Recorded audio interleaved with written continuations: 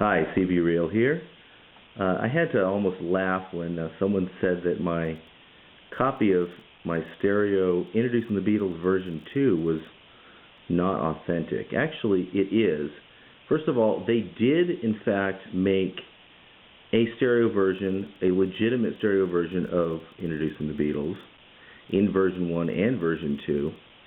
The problem is they're very difficult to find. They're extremely rare, especially in version 1.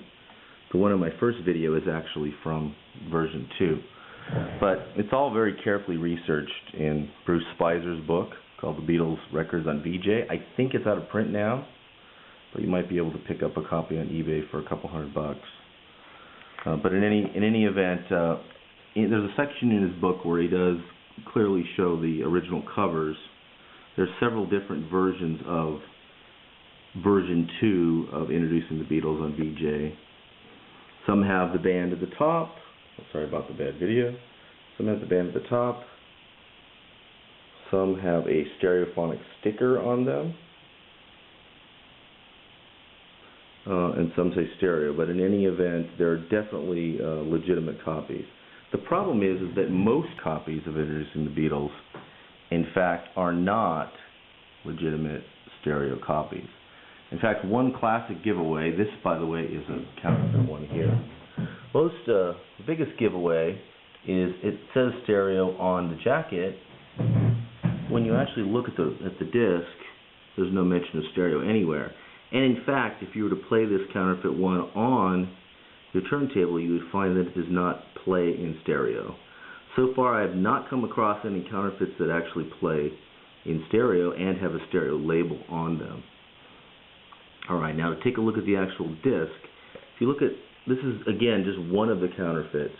This particular counterfeit is actually a pretty good quality one. You'll notice that it does have the wrong title. Introducing the Beatles is above the hole and the Beatles is below the hole. And the original issue has both above the hole. Also in the original issue, on this particular one, not all of them, but this particular one, the purple band is very visible.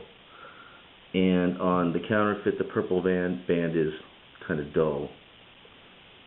And then one of the most obvious traits, of course, is that the legitimate ones have the word stereo on the label itself.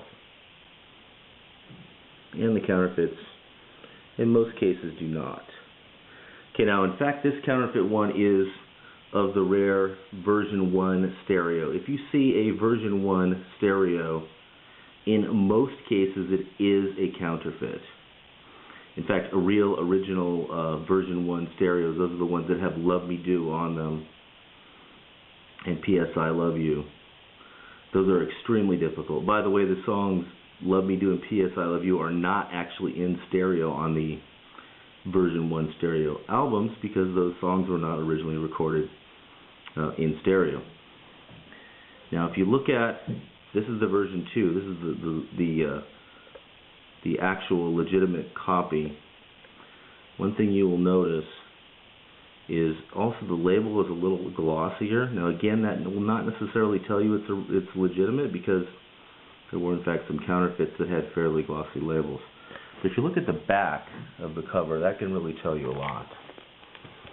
Okay. Also, the fake ones are not going to have a genuine VJ sleeve, although there are some people out there that will try to stick a VJ sleeve that really came on any VJ record of that particular era, 63, 64, and try to pass it off as a legitimate VJ.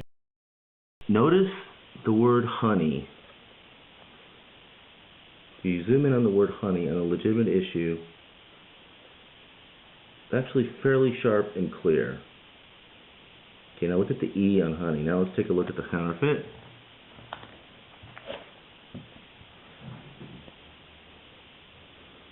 You'll notice that there is a tiny little portion, I know it's hard to see with the bad focus, there's a tiny little portion of the E in honey that's missing. There's also a tiny little portion of the H that's missing. Now there are some other things that are wrong as well with this cover.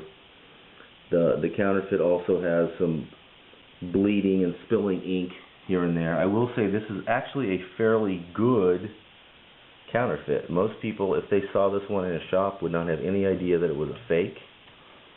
Of course, the disc is a real giveaway because the label does not say stereo, and of course, the title and the Beatles are on separate sides of the whole. But I have seen copies that do look very much like the real one, so you really have to be careful. And of course, the most obvious thing of all, as I said before, is you actually have to play the record. When you play the record, you'll notice that the VJ not only has much higher quality vinyl, but also the real VJ is much thicker, and also it plays in stereo. So there you have it. That's one way to spot. Two different ways to spot legitimate VJ introducing the Beatles.